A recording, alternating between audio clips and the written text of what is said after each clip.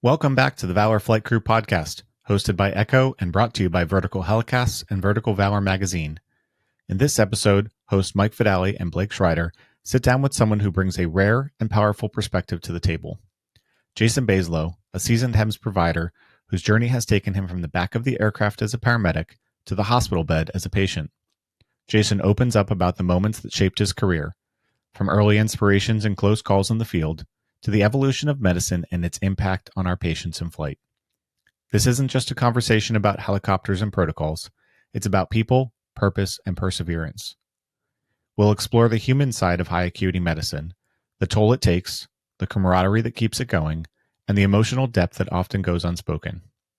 While we often don't realize the importance of care we provide, Jason's powerful story of facing a life-threatening health crisis brings into sharp focus the critical importance of empathy, communication, the medicine we provide, and how it all ties together. Whether you're new to the field or a seasoned veteran, this episode is a must-listen. It's a reminder to never take life for granted, and behind every mission is a story worth hearing. So buckle in, this is one flight you won't forget. Thank you to our sponsors, Technosonic Industries, Spectrum Aeromed, and Precision Aviation Group. Welcome to the Valor Flight Crew podcast, brought to you by Vertical Helicasts and Vertical Valor magazine. Produced in partnership with Echo, Every Coast Helicopter Operations, the Valor Flight Crew podcast promotes the personnel and life-saving equipment behind helicopter air ambulance services. Join hosts Mike Fadale and Blake Shrider for in-depth interviews and expert insights from air medical personnel, pilots, communication specialists, and maintenance crews who play critical roles in airborne emergency response. Line 1 accepting. Copy, line 1, gotcha, accepting. You're going to be talking to Red Feather 1 on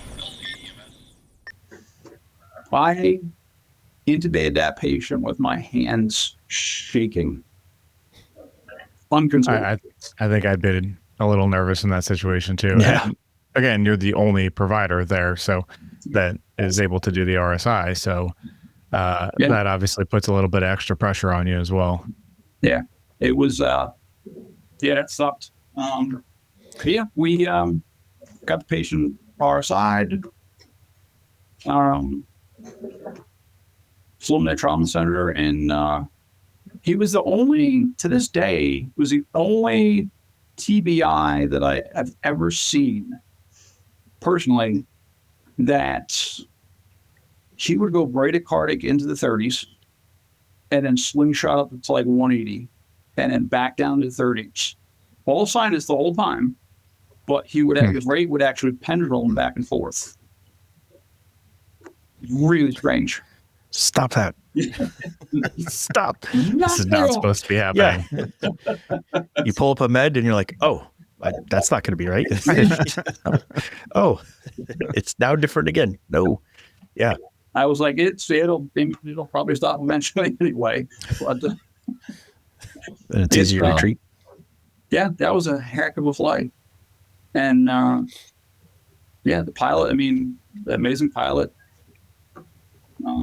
his ability to react was spot on. And, I've had a couple of close calls over the years. We almost hit a skydiver one day. They were skydiving into the airport. And this particular company was not very safety oriented. And we had to restart. We had to shut down and restart, like one of the injured didn't. And they said they called off, but we think it was during the restart when we shut everything down to restart the engine again. And we missed the call. And I'm up front, my partner's in the back, and we had a neonatal ride-along. She loves telling this story. She's actually a nurse practitioner now. She loves telling the story, and she's still affiliated with that program. But we could see the whites of the dude's eyes, and he's freaking yanking on whatever it is you yank on this the parachute. And we're almost on CNN. Not a good way to be on CNN. No, not at all. I think to this day, like where we fly at, there's two airports that routinely have skydivers, and I'm always, even when they call it, and I'm still paranoid. Like what if one person just didn't quite get out fast enough, or they were a little bit slow getting out, and they just lose sight, and then it still scares me to this day. Yeah. In upstate New York, there's hang gliding is very popular. There's an area off of 52 between Walker Valley and Nellville. Not that it means anything to you guys, but it's basically on a mountain, and they basically run off this ramp and take off flying. And by the time they basically leave the mountain, they're already at probably 1,800 feet. And they just are, zoom around, and you go up there and there'll be 20 friggin' hang gliders. And we went through there one day, and all of a sudden the dispatcher comes over radio and goes, "Oh, just be advised, there's a high level of hang gliding traffic in the area." And I'm like, yep. Fantastic. I think we've all had, some of those situations, because that practice of whether it's hang gliding or skydivers or those kind of things, we all run into some of those things in our particular regions where we fly at. And those are those situations that really require, the entire crew being part of that process in order to make sure that everybody makes it away safely from that. Because one, we want to steer clear of them, but, even so, there's still always those one-off situations or things that just don't quite go according to plan, or when you have to go a little bit closer than you'd like to, because that's where you need to go pick up the patient. There's always those kind of factors that play into it. And, I think the CRM aspect of it is one of those, has evolved over the years to where we really are tackling it as a team, and it's not a single person effort anymore. yeah, absolutely. Would you say that over the years of the continued changes, right? Everything's evolving, we're adding more things, more stuff to our bags. There's more responsibility. Yeah. Technology, everything. Did you reach a point where you felt like just overwhelmed or burnt out almost, or like just really pushed to that limit, like in the HEMS aspect of that, where I said, I don't know, did you ever have to take a step back? Did you get to a point where you're like, am I reevaluating what I'm doing? I mean, I know I've been there, but like, did you reach a point where things got like so evolved and changed up to a point where it just became over and over again? Did you reach that point of burnout? In HEMS, I thought I was at one point, and I could it's right before all of my health stuff, and I actually went in and I was always tired, and I didn't realize I was actually sick and dying. And I just thought I was burned out, and I just needed a change. And I went and got my random. I became an insurance agent. I got a job at like New York. It's very random. Yeah, it is very random. I worked with a great team at Charlotte, which is nowhere near here. I was not good at it at all. I was terrible at it. Turns out you cannot learn a new skill while you're trying to die. And my brain was just fried, and like I was putting into work, but I couldn't. It just wasn't working for me. And I had this conversation like later on, and was like, here I thought I was burned out and needed a change, and I was sick. And I was trying to make these life changes based on the fact that I thought I was burned out. But I mean, everything was exhausting because, again, I was sick. So I tried taking this new task on, basically working full-time flying and doing insurance stuff, which, again, did not work out. I ended up getting let go from that. I think the manager, he's now a senior partner in New York Life, wonderful guy. Still talk to him to this day. But I think he felt, I saw it coming. He saw it coming. He tried everything he could to save my tail.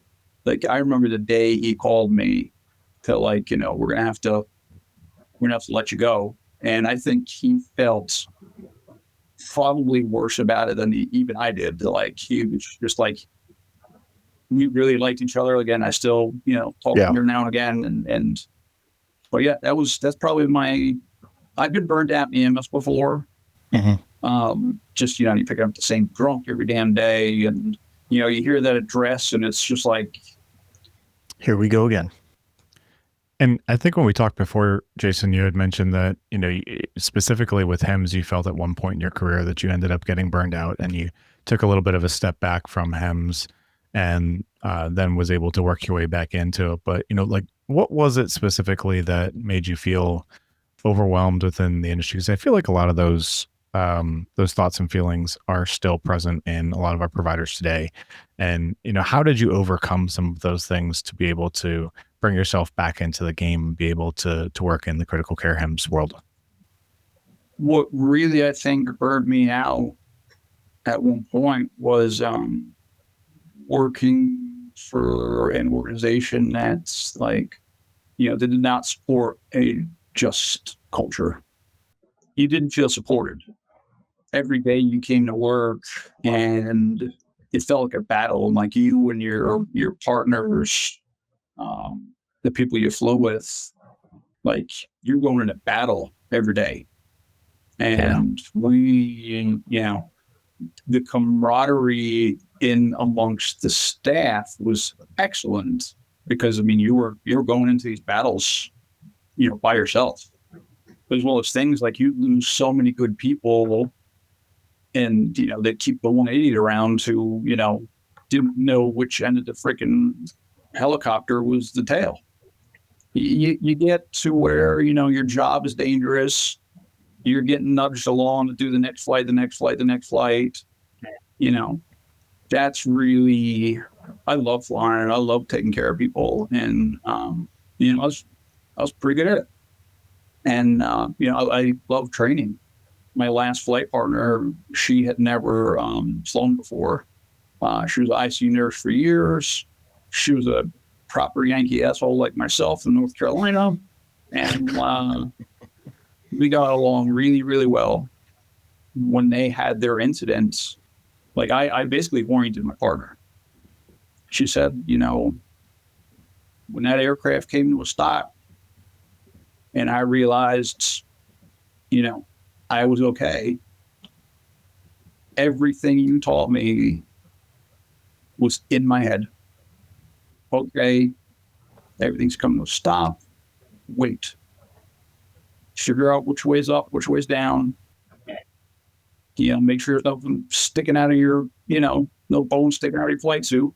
Once you realize you're okay, take your time, figure out a safe way out. I drove down there that night at like midnight, and she gave me a big hug and she said, everything you taught me, that's what I thought about. That was cool. I feel like it's those moments that really kind of keep a lot of us going in the industry, right? Like those are those things that kind of reinvigorate what we do, why we do it, how we do it, that make those moments so, special and keep us coming back on a daily basis. After I was sick and went out of work, she got a new partner and he was in that incident as well. And I got there in his to the hospital, and she's an X-ray and he's in the room. He's got they both got collars on, and they're both banged up. He's newly married in the last couple of years, and they got a kid, and he was just talking to her when I kind of walked in, and like he had tears in his eyes, and he's telling me some deep stuff. I needed to break that mold a little bit, and I put my hand on his shoulder, and I was like, brother, really want to thank you for taking my spot in the aircraft. And sure, that went over well. He choked and busted out laughing because he needed that moment of levity. And I drove 2.5 hours in the middle of the night to come down there and just basically I needed to see them with my own eyes. Yeah. I needed to see that they were okay. And he busted out laughing. He thought that was the funniest thing. And, he loved him, and they all did, and probably the only person on the planet that could make that joke to him. Right. But Yeah. I would think that it probably tied everything together for you, for being able to be that kind of mentor, for, your partners. And then for them to have those things to see that it made that impact and help them get through that incident, at least alive, and, into that next part. As horrible as that situation is, there is that some solace to that when, your partner is telling you, hey, I remember those key words, because there's those key moments of when you come up in this agency and you remember as you're learning and people tell you like certain things, like those are the things that stand out in your mind and you remember those. And it obviously it paid true to where, she was able to keep exactly what you said to her in the forethought of her mind and methodically get through that and then make the way out of the aircraft. I think that really, I could only imagine, really brought that together for you to make you feel at least pretty good about what you can for a situation that could have been a heck of a lot worse. She tells a story like her flight orientation started the day she told me that she was going to be my partner, and we were in the parking lot. Well, one of the stations. We have a ground crew care side too. That we work on as well, and we just both happened to be at that station that night, and I started orienting her right there. We started talking about stuff, and she's like, "Oh, I thought this was going to start." Like, I'm like, "No, like right now. Like, the more you know, the more we can cram into your head between now and the time you get in that aircraft." We had our way of doing things. We didn't have to speak. Frequently, we'd speak too much. A couple of other pilots, I heard over my headset one day, he's like, "You guys say the worst things to each other."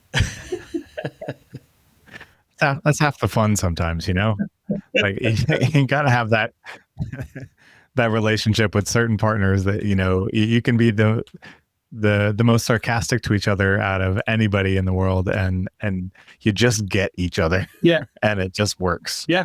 And it really did. And I mean, we were watching, that was back when the Johnny Depp Amber Heard trial was going on TV, and we catch the friggin' updates, and like they're saying all this stuff that happened, just, their fights and all the stuff that happened throughout the years. And I'm like, that's us before friggin' breakfast. Like, the only thing that didn't happen was she didn't take a shit on my bed, but short of that. It's a horrible prank to do at the station. Just so you know. Definitely don't recommend that one. Everything else was pretty much fair game.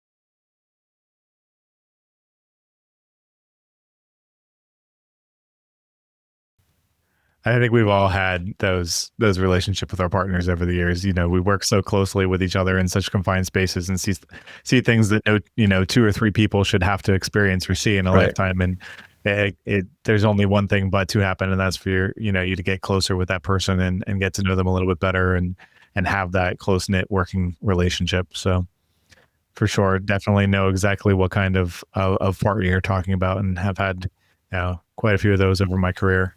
It was a lot of fun. It was a lot of fun, and really supportive when I got sick. So Jason, you've mentioned a couple times, you getting sick at one point in your career, and you were flying for quite a number of years, taking care of patients in so many different ways, from both the LE and the HEMS side, critical care ground EMS, critical care HEMS provider. You've had a lot of experiences throughout your career. Can you mentioned before getting sick, you obviously went through a very drastic transition in your career where you ended up going from being the one who's supposed to be caring for everybody to one that required a little bit of care yourself. By a little bit, I mean a lot. I was wondering if you can kind of talk us through what happened that kind of changed everything for you, if you will. It was actually two kind of nasty things that, like, I basically, within a 6-month window, tried to die twice. And the second time I was actually in arrest for 34 minutes. I started losing a lot of weight. So, let's see, it was 25. So it's 23, September 23. Like, I was like losing a lot of weight. It looked like I was wearing somebody else's flight suit. I went from like 255 all the way down to like 186. And like, I dropped a ton of weight. And I was coughing up a lot of fluid and like basically pulmonary edema, really. And like it would have blood in it. And I finally reached out to a friend of mine. My son plays soccer, and one of the other teammates, his dad was a cardiologist. I finally reached out to him because I'd seen some doctors here and there. And it's like, this is kind of the tail end of COVID. And I mean, everybody in healthcare is burned out. And if you don't like walk into the ER with a pickaxe sticking out of your chest, like nobody really cares. Yeah, at that point, no one's taking you seriously. Yeah, nobody's taking you seriously at all. I just couldn't get anybody to connect the dots. And I didn't really understand what was going on either. I didn't think I had congestive heart failure or pulmonary edema, but that's what this looked like. And he put me through to the head of pulmonary oncology at the local health system. And not getting anybody to listen to me to actually getting in the door was like less than a week. And they ran a CAT scan of my chest and drew some labs. And long story short, I got home and was making dinner. And next thing I know, they're telling me I need to come back. I had full-blown pulmonary sarcoid. Wow. My calcium was over 13. My kidney function was in the toilet. They couldn't even biopsy the lymph in my chest because it had turned essentially to cement. Wow. It caused advanced bone marrow suppression. So H&H was in the toilet. Like, I was sick. And the treatment is lots of steroids, like 60 a day. And for months. I mean, I don't know if you've ever been on like that much prednisone, but it makes you hate the air around you. Like, I arguably don't exactly have a sunny disposition all the time, and this made it way worse. I was intolerable, even more so than normal, but it was horrible. And when that didn't work, like, the prednisone really wasn't clearing it up. They ended up putting me on methotrexate, which is basically treating one set of crappy symptoms for another set. Mm-hmm. It's not much better. Not good. No, it sucks. I'm still on it now, and this is now a year and a half later. I've had to stop it a couple times because of immunosuppressed. So, like, I got shingles out of the blue once. Jeez. Yeah, they just like one thing after another. I had knee surgery, and it wouldn't heal. Sure, they put a drain on my knee, and they said, a couple days of synovial fluid will pull the thing out, and it'll heal in a day or two. And then now it was weeks of just my leg oozing yellow fluid. They were really concerned because, like, I was having a lot of issues with like cognitive function. And I mean, me in my flight suit making dinner one night, and there's just spaghetti all over the floor. And she's like, "Are you going to pick that up?" And I'm like, "Yeah, maybe." They were checking for it in my eyes, my heart, my brain. And during one of those tests, one of them was an echo. And it was around Christmas time. And the tech, I remember her saying, and she goes, "Wow." She goes, "Your aortic root's really wide." I'm like, cool. Right. Cool. That's not something, I mean, It's not what I want to hear on that. you being someone who knows a little too much knows that that's not a phrase you want to hear. No. And I remember her saying that course, it goes back and, now that, do CTA, and it was, they were measuring at 5.2, but the cardiothoracic surgeon, the way he explained it to me is, instead of looking, like they took the measurement dead on from like anterior. He goes, actually, when we measure it like top down. And he goes, you're only at like 4.8. And because there is and there's a 5% mortality rate in elective surgeries to repair aneurysms, that unless it's over a certain benchmark, which I shouldn't know it off the top of my head, I think it's like 5.5 maybe. And I was like 5.2, but really 4.8. They assured me that I would be okay. And they would CAT scan me every 6 months. And then if nothing changed, they'd move to a year. And every year I'd get a CAT scan. 3 weeks after that appointment, I was making dinner. And I felt just kind of warm and flush. Like I was drinking a beer and I getting dinner ready, and I'm like, I'm gonna go change, just put a pair of shorts on and t-shirt and come back out and finish cooking. And I was changing, and I felt this, for lack of another way to put it, like a pop. I didn't have that ripping, tearing all the way through my back. What I had was essentially reflux that burned, like, I don't know how to explain it other than it felt like indigestion in my carotid arteries up to my neck. And the crazy part is that we had Ring cameras in the house, and I caught it on video. You can see I'm holding my throat because I'm like, hurts that bad. Yeah, it was that bad. Yeah, it was terrible. But it like I said, it felt like reflux into my neck, into like my ears. I went back down the kitchen, and my other half, Amy, her kids were there, and they wanted to call 911, and it started to get better. I'm like, nah. Like any good EMS professional, no, exactly. You're not calling 911. Exactly. No, I'm good. I know what this is. Yeah, we're good. It's the beer was gone, took my GI cocktail, and it felt better. Oh gosh. Yeah, and that night I felt colder than I ever had in my life. I mean, freezing. Like, and she said, like, she touched me, and like I felt like an ice cube. And like, there's a picture of me that, the blankets, like I think I have like every blanket in the house, like on top of me, and it's just like, my beard sticking out from the blanket. And that night, like, my chronic back pain was kind of relentless. And so I moved down on the couch. Like, and I really started kind of thinking about things. I'm like, I'm not going to go to the ER now. Like, I'll wait till morning. Still waiting. Still waiting it off. No, I think it'll get better if I just lay down and put my feet up.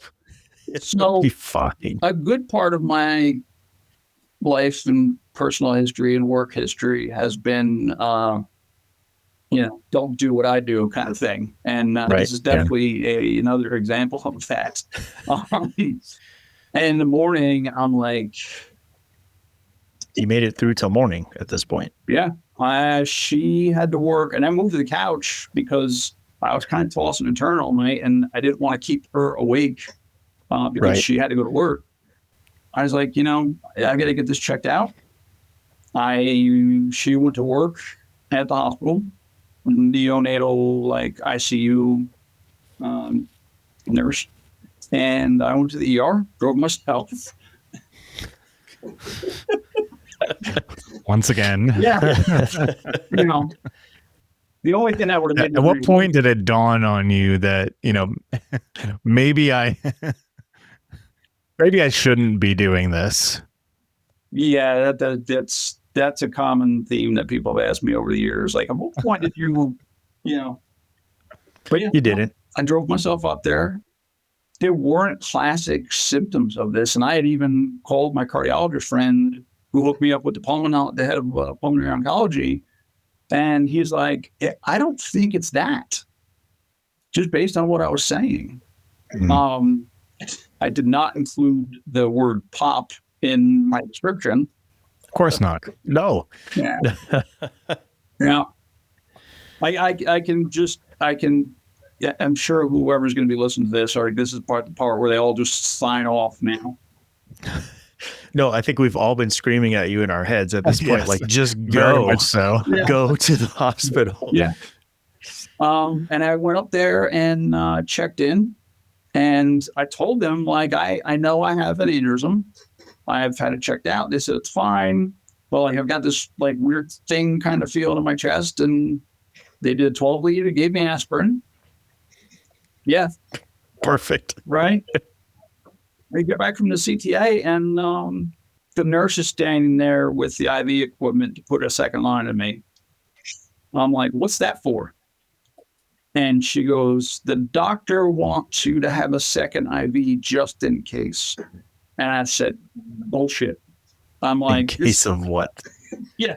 I'm like, this is a slamming busy hospital, slamming busy ER. They don't do anything Just in Just in case. case. Just do it. There's 30 other people in the waiting room that are going to, they get to practice on later. I kid you not, I bullied her into telling me what they found. And she said, you're dissecting. And I insisted that she get a hold of Amy and the NICU, and she came busting through the door with my pulmonologist. She just happened to bump into him in the hallway. And like anybody who works for a large facility, you go in and out your door every day. And nobody who works in the neonatal unit ever goes to the ER for anything. So she didn't know how to get there and just happened to come across my pulmonologist. So they came busting through the door together. And the first thing Amy did was take my cell phone away from me, because she just, didn't want me, like, broadcasting, Facebook posts like, hey, I'm dying, LOL.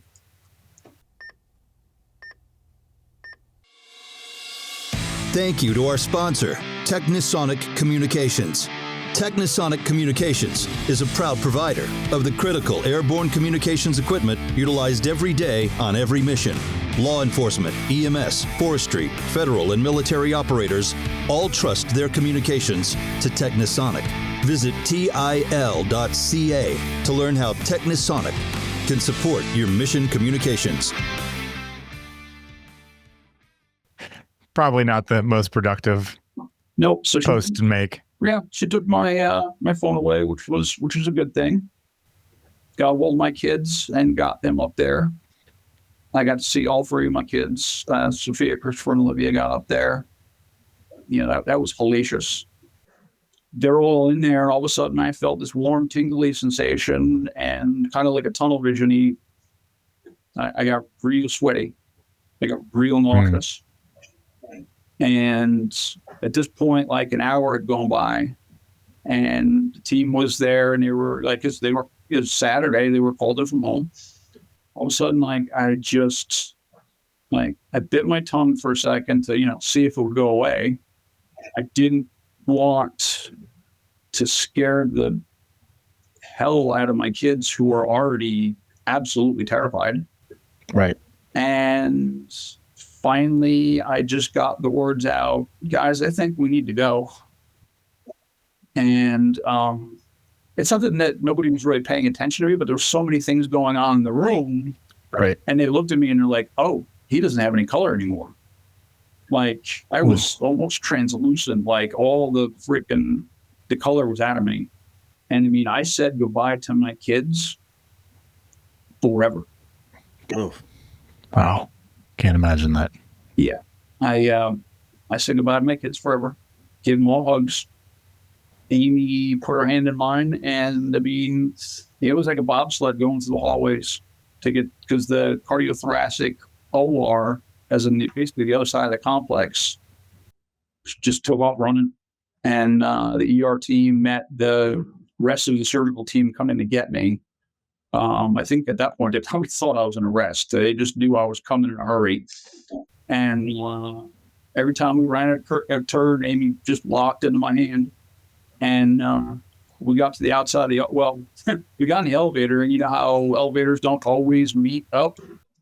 That stretcher slammed into the freaking elevator floor. Oh, And I screamed, and everybody thought, like, that was it. Hurry, look at me. And I'm like, I'm good. Still here. And I mean, we got outside those lower doors, and I mean, we had 30 seconds to also say goodbye forever.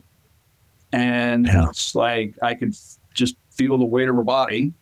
Like, Sheila just leaned over and gave me a hug, and they took me inside, and she's standing there by herself. Like, as you're wheeling away. There's nobody there. There's no family. She doesn't know even where the hell she is. I mean, she didn't know how to get to the OR. She really didn't know how to get to the cardiothoracic CVICU area.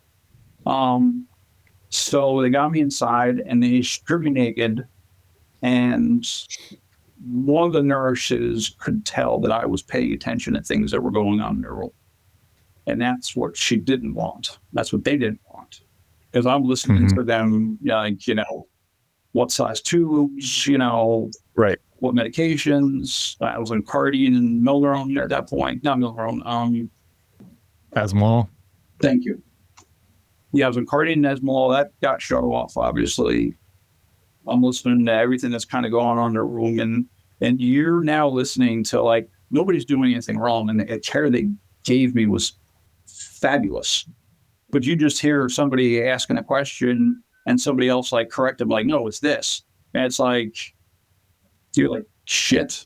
Like, just like, This just got real. Yeah. And I mean, I am strip naked. I am hypotensive and bradycardic, like my heart rates, and I've got my whole chart. It's about that thick. I have no doubt. But I'm hypotensive and bradycardic. The pain is now excruciating. I'm dying. I've just said goodbye to my, the people I love. We called my mom and my sister up in New York, and they were getting ready to get in the car. I'm like, I don't need you hearing I passed away while you're, passing a White Castle in Parsippany, New Jersey. Like, just stay there. There's nothing you can do. So they did. So one nurse asked who that young lady was with me, and I explained, and at this point, I got no, I would say that this is the first time in my life I ever pleaded for anything. I begged for them to let her back in there. Terrible idea that was. I'm like, she works here, like, she's a nurse, right. And I mean, I got tears and snot running down my face. And I mean, I'm at this point, I'm too unstable to start medicating. So, like, they put the Foley in, like, they started getting, like, I felt like the first friggin' art line go in, I'm in excruciating pain as it is. I'm scared. I've always tried, the first time I ever said I was scared of anything was like when I became a father and was worried, like, if something happened with my kids that would scare me to death. But, like, I've never been scared. I've hung from helicopters. I've, almost been run over by one. Like, I've done all this crazy stuff in my career. And this is the first time I can say that I'm scared to death. I can see everybody's mask, and I can see that even with the mask on, like, these people are concerned, like, they're scared for me.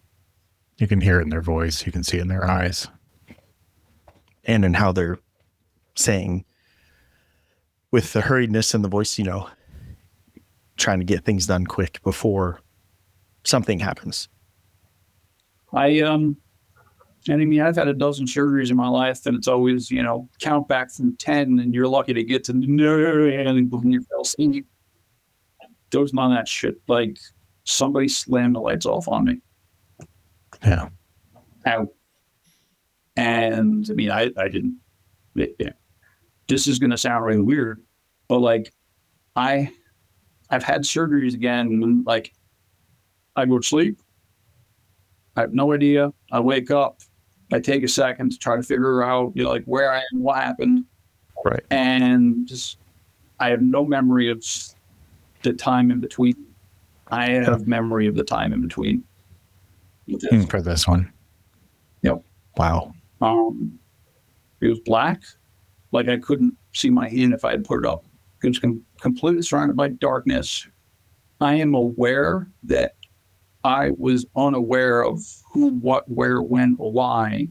I did not remember that I had kids. I am aware of all this stuff in the dark, but I felt really at comfort and at ease. Kind of that out-of-body experience. I got gypped on the light at the end of the tunnel. I didn't get that. I feel worst death ever. Right. But I remember feeling just comfortable and at peace, really. And the surgery was 10 hours long. I learned a new term, which was enclosed rupture. And that's what I was. I had delaminated the first layer and actually pulled through the second, but the adventitia held.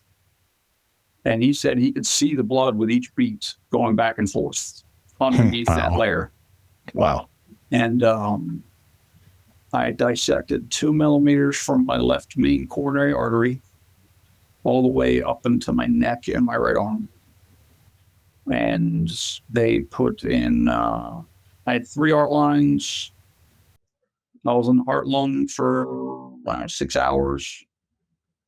They cooled me down to some preposterously low level that I didn't think was possible. They basically, they packed my heart and my head in ice. Yes. Cooling a body is neuroprotective. I went to the ICU now 10 o'clock that night. It was 10:15 because it was an hour and 45 minutes before I turned 47. Wow. I woke up in the ICU, my hands tied to the bed, plastic all the way down my throat on the vent on my 47th birthday. I woke up and I remember feeling Amy's hand in mine. And I knew what happened. Wow. They were concerned because of the pulmonary sarcoid, how I would do coming off the vent. So they put me on pressure support, turned everything off. And the takeaway from that is sedate your patients who are intubated, because the old story of, being intubated and unable to control anything is a real thing. It is unbelievably uncomfortable. She knew I was with it. She could tell I was in there. They actually untied my hands, and the first thing I did was I did a hand sign I love you, while I was still tied to the bed and just tube down my throat. I tried to write a note to tell them get this thing out of me. I knew enough not to yank it myself. They did actually retie me to the bed, put me back on Presidex, and then extubate me a half hour or hour later. They were having, it was shift change, of course. So, yeah. Nothing happens during shift change, man. Payback for all the times I showed up in the ER with, drunken shit show. Yeah. Shift change. Yep. Really, did you have to come now? I'm I didn't call. After that, it was just getting rehab. I had to learn to walk with a walker again. And there's pictures of me and my mom finally got down, and, we would do laps around the neighborhood with, my walker. So you had actually gone into cardiac arrest in surgery, and thankfully they were able to, be able to bring you back from all that. I just that that surgery itself, 10 hours in and of itself without complications would be hard enough to come back from, and then to have the complications that you did during surgery. I can't imagine having to go through those conversations with your family beforehand, with people that you love, knowing full well going into this what your diagnosis was and what your potential outcome could be. Like I can't even imagine putting myself in your shoes. And I don't know how you made it through that and able to have those conversations. I'm thankful that you were able to have those with the family beforehand. I'm sure that meant a lot to everyone. It was tough. Yeah, how could it not be? Yeah. It was really tough. And I mean, there was a lot of dark moments afterwards where, like, you know, not just because of the dissection, like the repairs is fine. And for limitations wise, there's really not many that I have as far as, you know, everything's healing great. There's a couple of, I didn't realize, like I was joking. I was like, I can feel some of the screws underneath. And he's like, well, that's actually more like a zip tie. I'm like, put me back together with zip ties and glue. I couldn't. Nice. Thank you to our sponsor, Spectrum AeroMed. Spectrum AeroMed is your trusted partner in air medical solutions. Experience safety and innovation with their customized interiors, designed for both rotor and fixed-wing aircraft. Elevate your patient care with Spectrum AeroMed. For more information, visit spectrum-aeromed.com. You know, some hard conversations, and there was just a lot of just laying in bed because I just, you know, I also have like issues with like my joints and like osteoarthritis kind of stuff from years of doing crazy stuff. Such as like hanging from helicopters and, you know. Yeah. Hold my beer kind of thing, you know. Right. The idea of landing in the middle of a farm field in the middle of the night and having to load a bariatric patient into a running helicopter in the middle of a freaking cornfield, like that does not sound like a good way for me to die. So, I mean, that line of work, you know, as far as HEMS, like that's done. So I, you know, I teach. I wrote an article that was published in EMS World. That was suggested by a friend and mentor of mine. He's like, just write an article. And I wrote an article and I got to like 10,000 words and I realized, well, that's a little too long for an article. So I started again. And it's amazing just when you're thinking about like sentence structure, how to, you know, appropriately word things, and like to think about that experience and realize I only have a few, I guess 15, they wanted 1,200 words, ended up being about 1,600. But like to go through that process, force myself through that process. And I mean, there were days I'd slam the computer shut, you know, really upset, and I'd come back to it like a week later and write it again. And just hashing out all of that stuff in my brain, forcing myself through that process. I'm in such a good headspace right now. And like, I think about like just the terrible decisions I made. Like I didn't go to the hospital. When I finally did, I drove myself. Like, bad idea all the way around. Yeah, definitely do not recommend. No, but when I go through this whole thing and I think about it, I'm like, everything happens the way it was supposed to. Right. What if I had gone in the night before and I got the crew that had been on all day, and, you know, when you're fatigued, you make errors. I've been fatigued flying and I've made dumb mistakes. It happens. Or you get overlooked and they're like, you know what, you're fine. You know, just follow up with, you know, your specialist tomorrow, you know, you should be okay. Everything happened exactly as it was supposed to. And that's what I've, you know, and I still think about it every day, but it happened as it was supposed to. And like, I can now share the story and tell you, like, I don't think it's any easier they talk about like, man, that patient must have been scared because they don't know anything about medicine at all. I gotta say, I think it was actually way worse. Not just working as a medic, but working in critical care and taking care of dissection patients multiple times. Running that ESMO grip that you think dopamine's complicated to run, but thinking bolus, turn it up, like So like it's just I was scared, and one of the coolest things was for a day or two after I was sitting in the ICU, and I remember somebody would show up at the door in scrubs from the CV ICU OR, and they'd stop and they'd look at me, like make eye contact with me, and they would nod, and then they would just walk away. And I realized like that's been me on, I was, that patient that you've got to check on, that you want to know what happened. Right. I was that to them, because in no way, shape, or form it was this isn't like just like this is what the cardiothoracic surgeon told me. He said 1 in 3 people don't make it off the table, and 50% of those end up with a spinal cord injury, a stroke, or some other life altering, if they even live. Right.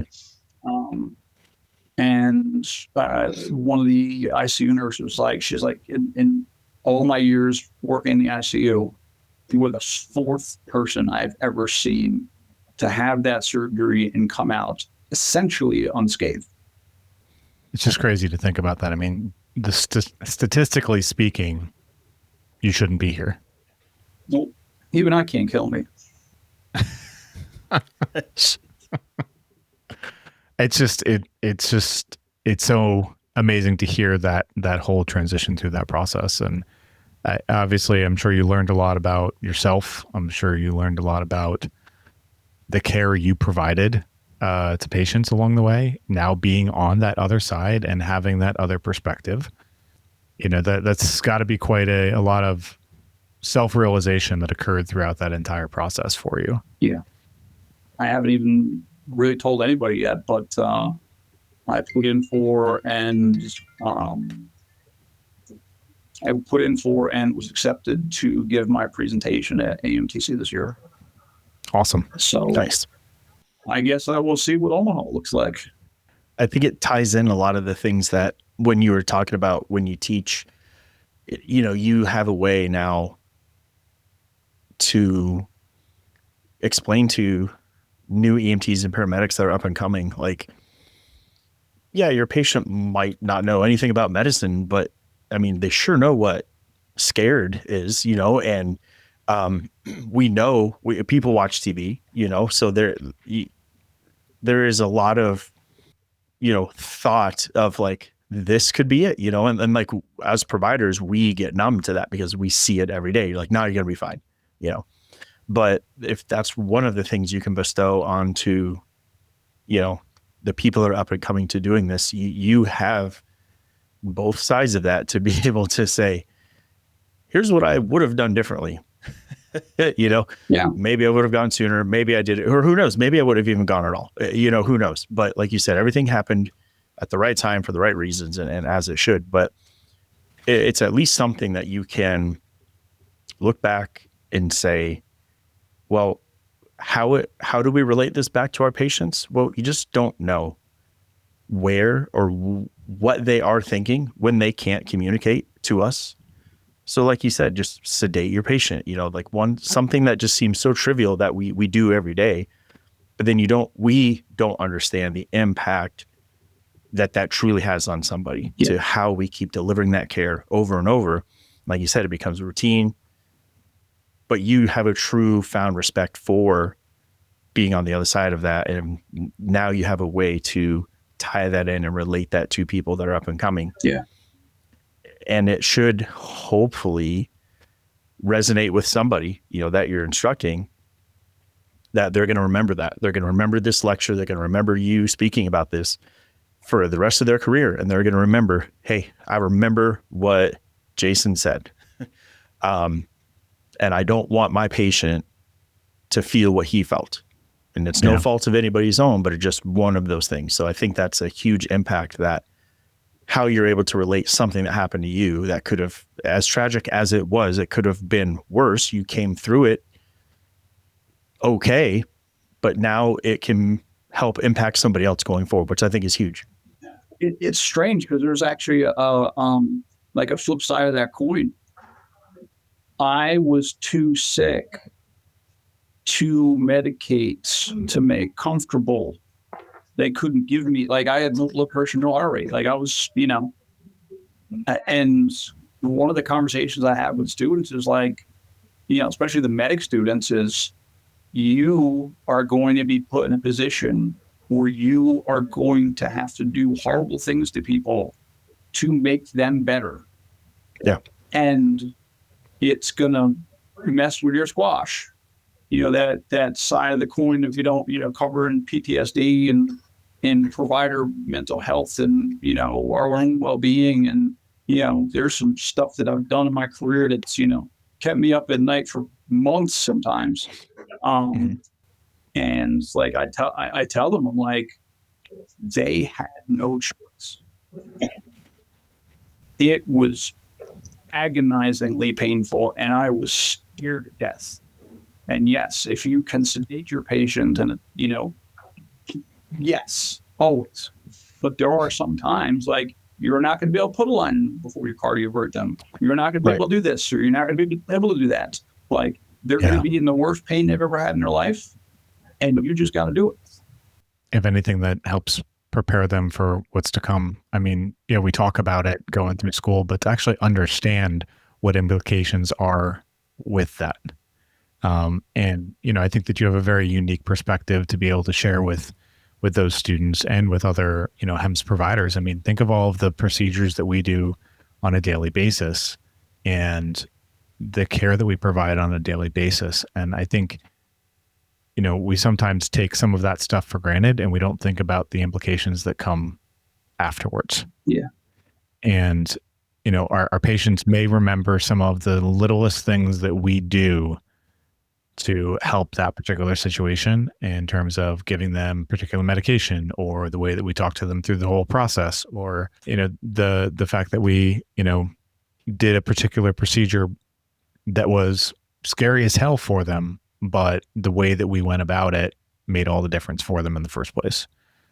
And I think that we forget about a lot of that stuff. And so I think having the perspective that you do, and being able to share that with other providers and your students, and help us on the medical side understand truly how much what we do impacts.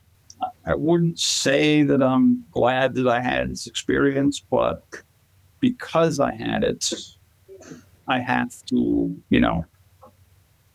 I'm not an overly religious person, not religious at all. But, I survived for a reason. Yeah. I don't know what that reason is. Clearly, my work here is not done. It does me good to talk about this. It gives people a different perspective, and I hope it, I hope it in a way leaves them like a mark, or, I don't want to use the term my legacy yet, but I hope it helps people think and be better at how they take care of patients, and, whatever they can take away from it that's possible, that's positive, that, made all of this mess worth it. Yeah.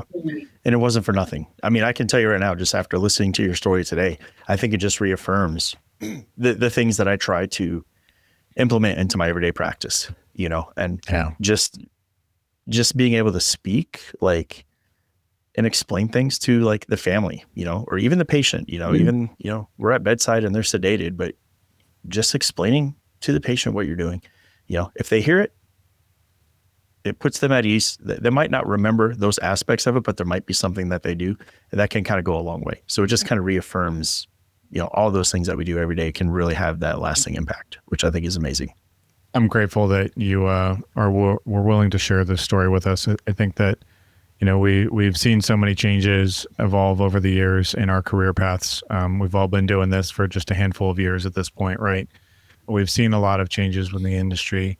I hope that none of us ever have to go through and experience what you went through and experienced, but I am so grateful that you're willing to share that story with us and to be able to learn from your experience and to help us take better care of our patients on an everyday basis. And I really feel that that is something that, something good that can come from this is the understanding of what it's like to be on the other side and how we can continue to move forward and make things better within the industry. So thank you for coming on and having that discussion with us.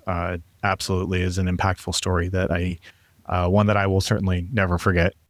Living through all this and hearing your journey was just incredible to hear. And I'm so glad that you're here to be able to have this conversation with us. So thank you for that. Thank you. Yeah. Thanks for coming on. Jason, again, thanks so much. I definitely think we'll be seeing you for sure coming up. Thank you so much for having me, guys.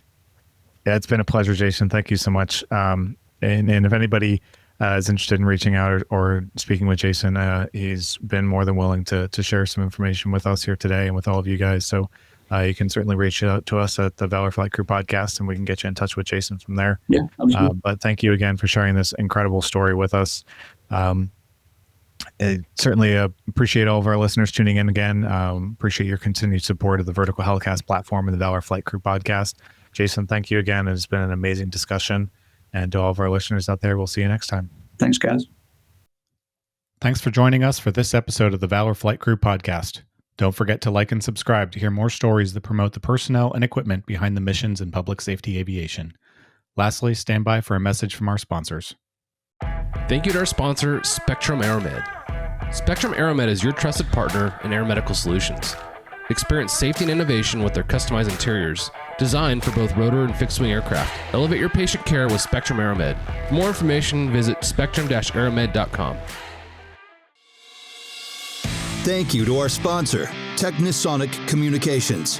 Technisonic Communications is a proud provider of the critical airborne communications equipment utilized every day on every mission.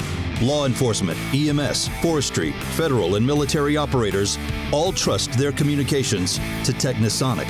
Visit TIL.ca to learn how Technisonic can support your mission communications.